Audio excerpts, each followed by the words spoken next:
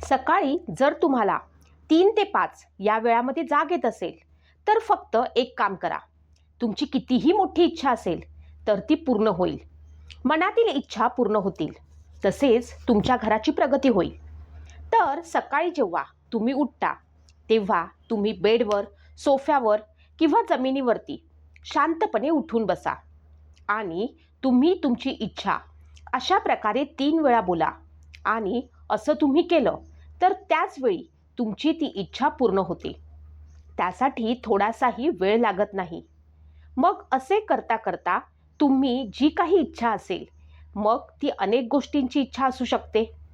एखादी इच्छा नात्यासाठी असू शकते, नोकरीसाठी असू शकते, आर्थिक प्राप्तीसाठी असो किंवा मग ती तुमची आध्यात्मिक इच्छा असो, त्या सर्व इच्छा नक्कीच पूर्ण होतात. जर एखाद्याला आध्यात्मिक मार्गात कुठेतरी पुढे जायचे असेल किंवा त्याच्याशी संबंधित काही इच्छा असेल तर त्या सर्व पूर्ण होतील. जेव्हा ब्रह्ममुहूर्तावरती आपण असे 3 वेळा बोलू, मी तुम्हाला याबद्दल सर्व माहिती सांगणारच आहे. म्हणून व्हिडिओ शेवटपर्यंत नक्की पहा, जेणेकरून तुम्हाला त्याचे रहस्य कळेल आणि तुम्हालाही या जगातील सुख सुविधा मिळू शकतील. सर्वप्रथम तुम्ही जर स्वामी महाराजांचे भक्त असाल तर कमेंट बॉक्समध्ये अशक्य ही शक्य करतील स्वामी असे लिहायला विसरू नका. आपल्याला ब्रह्ममुहूर्ताची वेळ माहीत असणं खूप महत्त्वाचं आहे. उदाहरणार्थ ब्रह्ममुहूर्ताची वेळ ही सकाळी 3 ते 5 अशी सांगितली जाते. परंतु तरीही ही वेळ 3:36 सुरू होते आणि हा ब्रह्ममुहूर्त असा काळ आहे जो पहाटे 5:30 वाजेपर्यंत असतो. जर तुम्ही इतर कोणत्याही देशात राहत असाल, त्यातून तुम्हाला या काळाची माहिती नसेल, तर आता ब्रह्ममुहूर्त कधी आहे तेव्हा तुमच्याकडे सूर्य किती वाजता उगवतो ते पहा. त्याच्या 1.5 तास आधी ब्रह्ममुहूर्त असतो.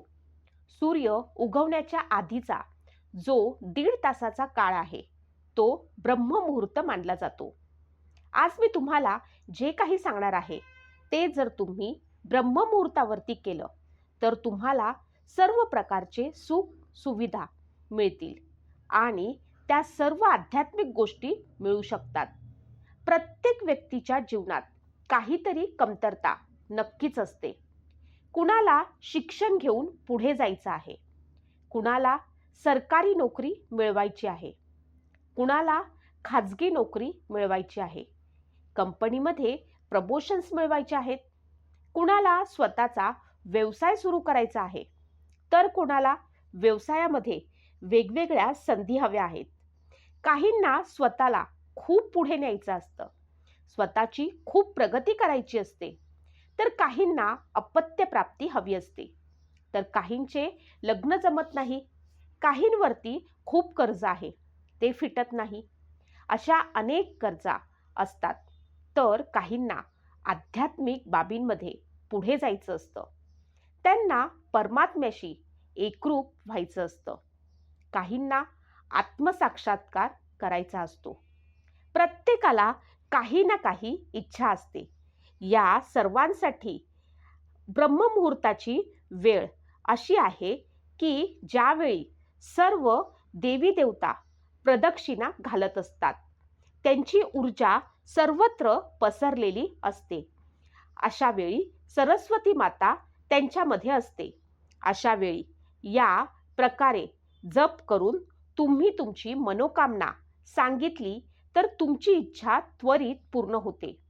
आपले पूर्वज, आपले आईवडील, आपले आजी आजोबा किंवा आपले ज्येष्ठ ऋषीसुद्धा ब्रह्ममुहूर्तावरती जागृत होत असतात. त्यांना माहीत होते की ही ब्रह्ममुहूर्ताची वेळ सर्व प्रकारच्या बहुतेक आध्यात्मिक गोष्टी पूर्ण करण्यास सक्षम आहे. म्हणूनच ही ब्रह्ममुहूर्ताची वेळ वेगळी आहे. म्हणूनच ती इच्छापूर्तीसाठी मानली जाते. या ब्रह्ममुहूर्तावरती उठून आपली इच्छा पूर्ण करून घेत असलेले लोक तुम्ही आजही पाहिले असतील. आजही आपण डॉक्टरांकडे गेलो तर जर आपण आजारी असू आणि एखादी म्हातारी व्यक्ती डॉक्टरांकडे गेली तर डॉक्टर सकाळी लवकर उठायला सांगतात. आपल्या शरीराचा स्थूलपणा कमी करण्यासाठी सकाळी लवकर उठून व्यायाम करायला सांगतात. सकाळच्या प्रहरी वातावरणामध्ये सकारात्मक वैश्विक ऊर्जा असते. जेव्हा तुम्ही सकाळी लवकर उठता तेव्हा ती ऊर्जा अनुभवता येते आणि मग याच प्रकारे तुमचे अनेक रोग दूर होतात. तुमचे शरीर तंदुरुस्त राहते. तुमचे शरीर ऊर्जावान बनू लागते, ज्यामध्ये तुमच्या चैतन्याची पातळी ही उच्च असते. त्यामुळे तुम्ही भारतात राहत असाल तर तुमचा ब्रह्ममुहूर्त 3:36 सुरू होतो आणि पहाटे 5:30 वाजेपर्यंत चालू असतो. या दरम्यान तुम्हाला उठावे लागेल. तुम्ही ध्यानासाठी अंथरुणावरती बसला तरी चालेल किंवा मग उठल्यानंतर तुम्ही जी ध्यानाला बसायची जागा आहे तिथे बसलात तरी चालेल किंवा मग पूजेच्या घरात जिथे तुमच्या मनाची इच्छा असेल तिथे तुम्ही स्वतःचे एक स्थान घेऊन बसा. तुम्हाला ध्यान करायचं आहे. मग ते कसं करायचं? तुम्हाला तुमचा श्वास घ्यावा लागेल. अजिबात वेगवान श्वास घ्यायचा नाही, सोडायला देखील नाही. तुम्हाला शांतपणे श्वास घ्यायचा आहे, तो शांतपणे सोडायचा आहे. त्यामुळे तुम्हाला शांततेचा अनुभव येईल. तुम्हाला तुमच्या श्वासावरती नियंत्रण करायचे आहे. या श्वासावरती लक्ष द्यायचे आहे. आपले श्वास नैसर्गिक असले पाहिजे. जसे ते येत आहेत ते जाणून बुजून बदलण्याचा प्रयत्न करू नका. शरीरात नामाचे चिंतन करावे लागेल. जे करायचे आहे ते शांतपणे करावे लागेल. श्वासावरती लक्ष ठेवता ठेवता आपल्याला नाम जप करायचा आहे. याची विधी आम्ही शेवटी तुम्हाला सांगू. त्यावेळी तुम्ही जागे होता. शरीर केवळ चांगलेच होत नाही तर उत्साही देखील होते. तसेच यावेळी नाम जप केल्याने तुमचे मूलधारक चक्र केंद्रस्थानी येते आणि त्याची सिद्धी सुरू होते, ज्यामध्ये तुम्हाला लक्ष्मी आणि तिची सिद्धी मिळू लागते. त्यामुळे तुमच्या पैशाच्या समस्या देखील संपतात. त्यामुळे तुमच्यावरती कर्ज असेल तर तेही संपते. तसेच व्यवसाय आणि नोकरी संबंधित अडचणी तसेच पैशांच्या अडचणी देखील आपोआप संपतात. तुम्ही फक्त तुमच्या परमेश्वराचं नामस्मरण करत राहा. आपोआप यश तुम्हाला मिळेलच. सकारात्मक ऊर्जा तुमच्या ऊर्जेमध्ये प्रवेश करेल आणि तुम्ही जिथे जाल परमेश्वराची अदृश्य शक्ती तेथे तुमच्या सोबत असेल. तुम्ही ज्या ठिकाणी जाल तेथील वातावरण देखील सकारात्मक होईल. तुम्ही ज्या ठिकाणी बसाल तेथे तुम्हाला बरे वाटेल. जर कोणी घरी आजारी असेल तर त्यासाठी तुम्ही यावेळेला पाण्याच्या ग्लासामध्ये अशा प्रकारे ध्यान करू शकता. तुमच्या समोर एक पाण्याचा ग्लास ठेवा आणि तुमच्या ध्यानाला सुरुवात करा. ध्यान करताना ती ऊर्जा तुमच्या आजूबाजूला येईल. तेव्हा ती ऊर्जा त्या काचेच्या ग्लासामध्ये पाण्यात पोचेल आणि जेव्हा तुम्ही त्या परमेश्वराच्या शक्तीचं, ब्रह्मांडातील शक्तीचं ऊर्जावान पाणी त्या आजारी व्यक्तीला द्याल तेव्हा तो पूर्णपणे आपोआपच बरा व्हायला लागेल. त्याच्यामध्ये सकारात्मक ऊर्जा यायला सुरुवात होईल आणि तो पूर्णपणे बरा होईल.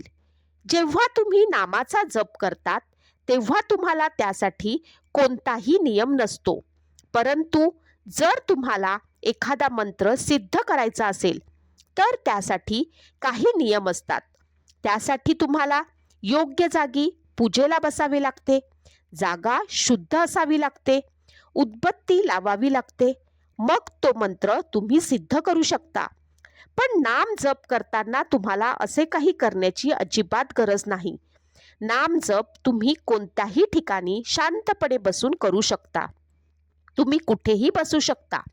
पलंगावरती बसलात किंवा कुठेतरी खाली बसलात, जिथे तुम्हाला आराम वाटत असेल तिथे तुम्ही बसलात तरी चालेल. यामध्ये तुम्हाला आंघोळ करण्याची, चेहरा धुण्याची किंवा दात घासण्याची देखील गरज नाही. तुमची इच्छा असेल तर तुम्ही ते सारं काही करू शकता, नाहीतर तुम्ही असेच बसू शकता. मग आपल्याला सर्वांना प्रश्न पडतो की उठल्यावरती सर्वात आधी काय करावे लागेल. जेव्हा तुम्ही कोणत्याही देवाचे नाव घेता, तो भगवंत कुणीही असो, ज्या परमेश्वरावरती तुमची श्रद्धा आहे, ज्याचा जप तुम्हाला करायचा आहे, ते श्रीराम असू शकतात, श्री स्वामी समर्थ असू शकतात, दत्तगुरू असू शकतात किंवा मग श्रीकृष्ण असू शकतात. तुमच्या मनात परमेश्वराबद्दल श्रद्धा आहे, त्या परमेश्वराचं नाव घेऊन तुम्ही आता सर्वप्रथम काय करायचं आहे ते लक्षात घ्या. सर्वप्रथम तुम्ही कुठेही बसला तिथे 15 मिनटं तुमचे जे कोणी इष्टित भगवंत आहेत त्यांचे नाव घेत राहायचे आहे. तुम्हाला ती ऊर्जा तुमच्याजवळ आणायची आहे. ती ऊर्जा तुमच्यात आलेली आहे असे अनुभवायचे आहे. तिच्याशी एकरूप व्हायचे आहे. जेव्हा आपण एकरूप होऊ तेव्हा आपण आपल्या आयुष्यात 3दा त्याच वेळी आपली ती इच्छा बोलायची आहे आणि मग त्या इच्छा लवकरच पूर्ण होतील. आता याचा परिणाम लवकरात लवकर होण्यासाठी काय करावे हा प्रश्न तुम्हाला पडला असेलच. तर त्यासाठी तुम्हाला हे संकेत ओळखावे लागतील. तुम्ही तुमची ध्यान करण्याची वेळ 15 मिनिटांपेक्षा जास्त देखील वाढवू शकता. तुम्ही ती वेळ 30 मिनिटं देखील करू शकता. मग असे ध्यान केल्यानंतर जेव्हा तुम्ही त्या ऊर्जेनं त्या परमात्म्याशी एकरूप व्हाल, तेव्हा तुम्हाला तुमची इच्छा व्यक्त करावी लागेल. तुम्हाला तुमची इच्छा पूर्ण व्हायला हवी आहे. ती तुम्ही 3 वेळा पहिल्यांदा बोलायला हवी. पहिल्यांदा तुम्हाला शांतपणे श्वास आतमध्ये घ्यायचा आहे आणि मग ती इच्छा प्रकट करायची आहे आणि हळुवारपणे श्वास सोडायचा आहे. मग दुसऱ्यांदा पुन्हा श्वास घ्यायचा आहे. पुन्हा आपल्याला तेच बोलायचे आहे, परमेश्वराला सांगायचे आहे आणि पुन्हा शांतपणे श्वास सोडायचा आहे. मग पुन्हा तिसऱ्यांदा श्वास आतमध्ये घ्यायचा आहे. पुन्हा ती इच्छा आपल्याला परमेश्वराला सांगायची आहे आणि शांतपणे आपला श्वास बाहेर सोडायचा आहे. तुमची इच्छा ब्रह्मांडाची शक्ती पूर्ण करेल. पण तुम्हाला 15 मिनिटं नाम जप करून झाल्यानंतरच हे करायचे आहे. हे मात्र विसरू नका. तुम्ही 15 ते 30 मिनिटं नाम जप करू शकता. लगेचच तुमची इच्छा परमेश्वरापर्यंत, त्या परमात्म्यापर्यंत पोहोचवली जाते. हे संपूर्ण विश्व त्याच्या मालकीचे आहे. हे सर्व त्या परमेश्वराने बनवलेले आहे आणि तुम्ही त्याच्याकडे तुमची इच्छा मागितली आहे, म्हणून तो तुम्हाला सर्व काही देण्यास समर्थ आहे. तो सर्व ज्ञात आहे. त्याने सर्वांना दिलेली आहे. संपूर्ण सृष्टी त्याची आहे. त्यातून तुम्हाला जो काही छोटासा अंश हवा असेल तो नक्कीच तुम्हाला देईल. फक्त तुम्हाला त्याच्याशी जोडून राहायचं आहे. सर्वात पहिले तुम्हाला 15 मिनिटं नाम जप करायचा आहे. असे समजा की तुम्ही कोणाशी तरी कॉल कनेक्ट करण्याचा प्रयत्न करत आहात आणि 15 मिनिटानंतर कॉल कनेक्ट झाला आहे. त्यानंतर तुम्हाला तुमची इच्छा बोलायची आहे. तुमची जी काही प्रार्थना आहे ती हळुवारपणे श्वास घेत तुम्हाला बोलायची आहे आणि तुम्ही बघत राहा. तुमची इच्छा नक्कीच पूर्ण होईल. भक्तांनो, यामुळे अनेक जणांच्या इच्छा पूर्ण झाल्या आहेत. तुम्ही फक्त तुमचे संपूर्ण शरीर प्रेमाने, पूर्ण शरणागतीने आणि पूर्ण विश्वासाने भरून ही इच्छा त्या परमेश्वराजवळ व्यक्त करा. तुमची इच्छा नक्कीच पूर्ण होईल. श्री स्वामी समर्थ.